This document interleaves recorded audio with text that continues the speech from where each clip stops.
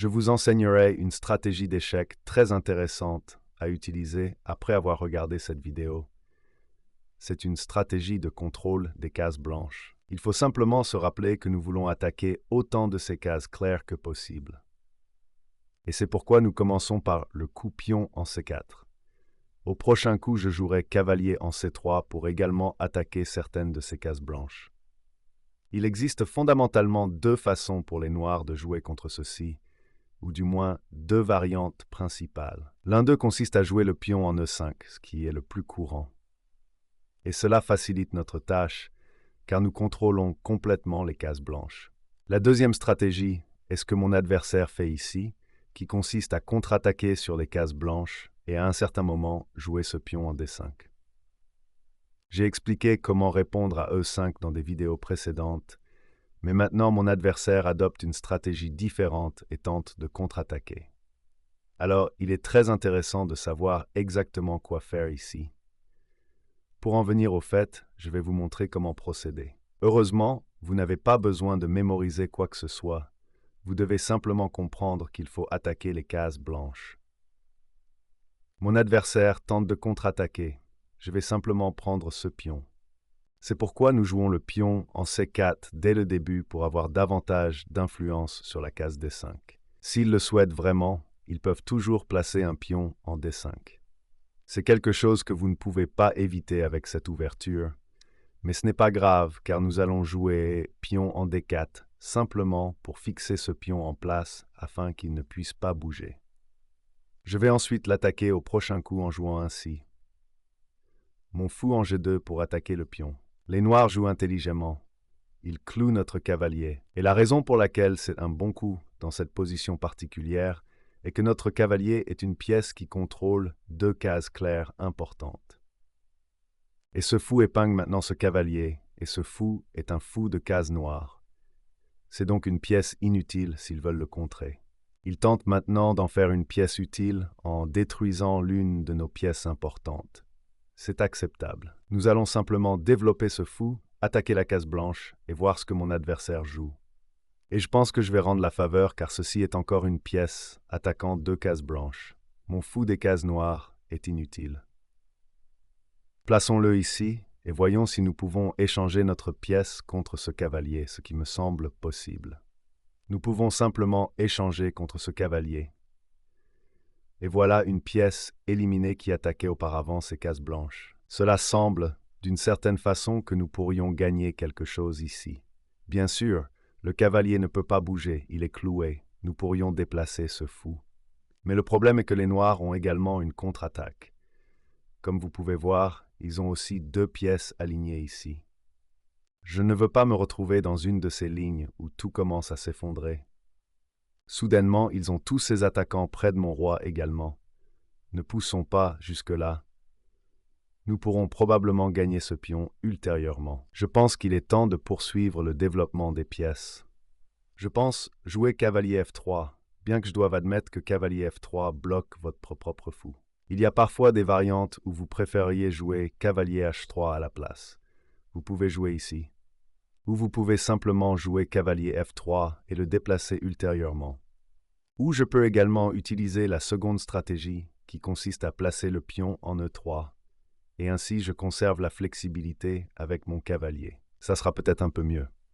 Jouons cela, jouons pion en E3, protégeons ceci, il déplace la dame. Je ne sais pas pourquoi. Maintenant, nous avons l'avantage de pouvoir faire autre chose avec notre cavalier. Vous pouvez aller à E2, protéger ceci, ce qui signifie que vous aurez une solution de repli, attaquant de cases blanches. Vous pouvez également aller en E2, ainsi vous pourrez aller en F4 ultérieurement, ou je pense que nous pouvons même aller en H3. C'est une manœuvre étrange, mais elle fonctionne dans cette ouverture, parce qu'ensuite nous pouvons aller en F4 aussi et attaquer les cases blanches. Je vais le faire pour montrer que cette possibilité existe dans cette ouverture. Cette manœuvre de cavalier avec H3, F4. Et vous devez comprendre pourquoi c'est fort. Car maintenant, nous avons trois pièces qui attaquent ce pion D5. Voilà toute la stratégie derrière cette ouverture. Après avoir regardé cette vidéo, vous pouvez essayer cela vous-même. Attaquer les cases blanches. Nous sommes dans le milieu de partie. au moins une fois je roque, je pense que nous serons dans le milieu de partie. Même le milieu de partie est assez simple ici, car tout ce que nous devons faire est d'attaquer constamment les cases blanches et essayer de rendre ce fou aussi puissant que possible, attaquant leur position, peut-être en gagnant une pièce, en gagnant un pion ou en gagnant la tour. Ici, je pense que nous avons simplement un pion gratuit, car nous avons 3 attaquants, bien que celui-ci soit cloué, mais cela signifie que nous avons 2 attaquants, et ils n'ont qu'un seul défenseur. Donc je pense que nous pouvons gagner. Mais je dois être prudent si vous prenez ceci avec le fou. Je pense qu'il pourrait y avoir G5. Et c'est assez complexe. Parce que le cavalier doit bouger, le fou est menacé. Mais je pense qu'en prenant avec le cavalier, nous sommes essentiellement bien. Tout est protégé.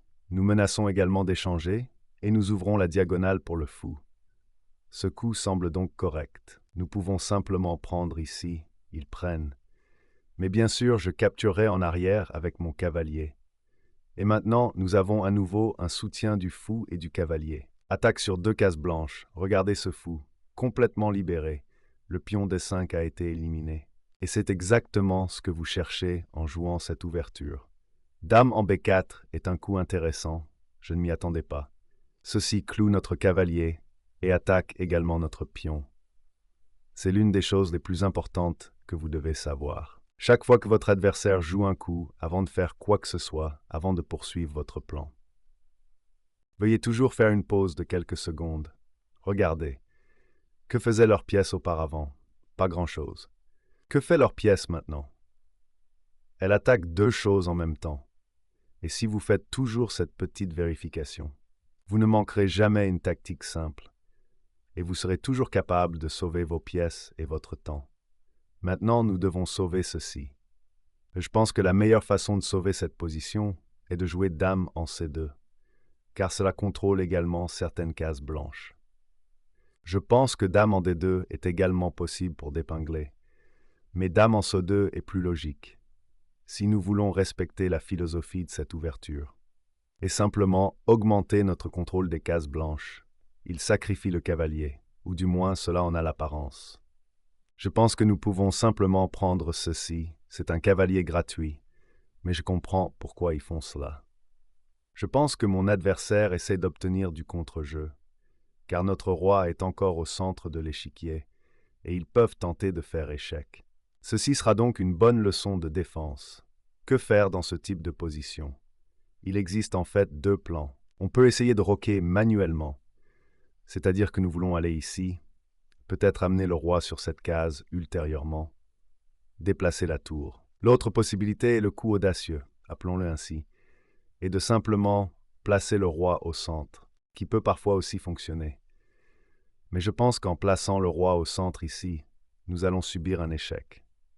Nous pouvons bloquer avec la dame. C'est un peu dangereux sans raison. Parfois, vous pouvez même jouer cela. Je vais donc déplacer le roi en F1 pour l'instant. Bien, il joue pion en C5. Très agressif. Nous devrons calculer et organiser notre défense. Je pense qu'en général, nous sommes toujours bien positionnés. Notre roi n'est pas en danger. Nous pouvons toujours déplacer vers G1 ultérieurement. L'un de mes plans était de jouer le fou quelque part, puis déplacer le roi. Mais maintenant, je pense que nous devons gérer cette tension. Et si nous prenons ceci, je ne vois franchement aucune suite, car s'ils nous mettent en échec, ils peuvent toujours nous mettre en échec, ici ou là. Nous pouvons toujours déplacer en G1, et ensuite jouer quelque chose pour amener la tour dans la partie. Donc je ne pense pas que nous ayons de problème. Je pense que c'est exactement ce que je vais faire, ce sera un exemple du roc manuel. Je placerai mon roi ici sur G1. Mon plan est de pousser ces pions, peut-être sortir le roi, roquer ou faire quelque chose avec ce fou. Mais les noirs ne me laissent pas beaucoup de répit, n'est-ce pas? Ils m'attaquent directement avec le fou à nouveau. Je dois donc déplacer ma dame. Je pense que je vais rester à proximité. Mon plan était de jouer pion à H3 ou pion à H4 et tenter de roquer manuellement. Mais il reste très agressif. Il tente d'infiltrer avec la tour. Nous devons donc régler cela d'abord, avant toute autre action. Il me semble que nous pouvons jouer tour en D1 pour les mettre au défi. Je dois simplement veiller à ce qu'il n'y ait jamais de menace sur la dernière rangée. Nous ne sommes pas dans la position la plus sûre, Mais je pense que s'ils prennent ceci, je peux simplement reprendre avec la dame et tout reste en ordre. Je vais jouer ceci d'abord. Je souhaite roquer mon roi et le mettre en sécurité, mais il semble que nous ayons enfin une opportunité ici.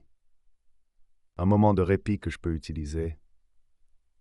Et je pense que nous jouons simplement H3, puis nous pouvons amener le roi là-bas. Ou nous ne sommes même pas obligés de le déplacer là, mais nous pouvons bien sûr le déplacer là à l'avenir. Je ne comprends pas vraiment ce que fait ce coup. Cette position est très complexe. Je viens de réaliser qu'ils m'ont donné un pion. J'étais tellement préoccupé par mon roi, mais je pense que c'est aussi un problème, car nous abandonnerions le cavalier. Je n'ai même pas vu le pion gratuit, mais je suis heureux de ne pas l'avoir vu car c'était en fait un piège, je pense. Je réfléchis s'il existe vraiment une contre-attaque ici, car nous maintenons une forte pression sur la case D5. Il semble que fou en D5 pourrait être intéressant. Nous attaquons ceci. Nous avons deux attaquants, dame et fou. Nous déconnectons aussi la tour et le fou. Donc je pense qu'en jouant fou en D5, nous avons deux menaces simultanément. Et je ne vois aucune bonne façon pour eux de défendre. Peut-être peuvent-ils simplement jouer le fou en G6, essayer de défendre ainsi. Quoi qu'il en soit, il me semble que nous survivons. Et c'est actuellement la chose la plus importante. Quand votre adversaire vous offre du matériel gratuitement, soyez prudent car il pourrait avoir du contre-jeu. Maintenant, il me demande des échanges. Je vais échanger car chaque échange nous rapproche un peu plus de la finale. Et je veux obtenir une finale ici. Je peux simplement jouer Dame C2, protéger ma tour, et tout est réglé. C'est un autre échange. Je vais l'accepter. C'est simplement un autre échange. Cet échec n'a pas d'importance, car nous n'avons qu'un déplacement de roi. Je dois être très prudent car ceci semble également dévastateur. Je pense qu'après la prise, la dame est attaquée. C'est sous-attaque. Il semble que nous pourrions perdre. Mais nous avons la case sûre en G2. Et je pense que maintenant c'est simplement un grand échange. Et nous avons toujours l'avantage matériel. Bien, ils prennent cela. Je reprends simplement la tour. C'est convenable. Nous conservons l'avantage matériel. Nous avons toujours un cavalier de plus. Je pense que c'est essentiellement tout. Les pions sont égaux, mais ces finales de partie restent délicates, parce qu'ils possèdent encore la dame. Cela signifie que nous devons toujours rester vigilants pour éviter l'échec et mat. Bien que cela ne se produira probablement pas, nous pourrions aussi tomber dans une répétition triple ou un échec perpétuel. C'est pas vraiment ce que nous voulons. Donc nous devons être prudents avec cela. Échanger les dames serait probablement la meilleure chose qui pourrait nous arriver. Je ne vois pas de moyen immédiat de le faire. Ce pion est sous attaque et il est défendu. Mais ce pion ici est également sous attaque et celui-là n'est pas défendu. Donc il me semble que je devrais simplement avancer celui-ci quelque part pour le mettre en sécurité. Je pense que ça a du sens, car le cavalier protège en arrière, et je ne vois aucune grande menace qu'il puisse créer avec une série d'échecs. Car je pourrais probablement toujours jouer roi G2 et alors être en sécurité.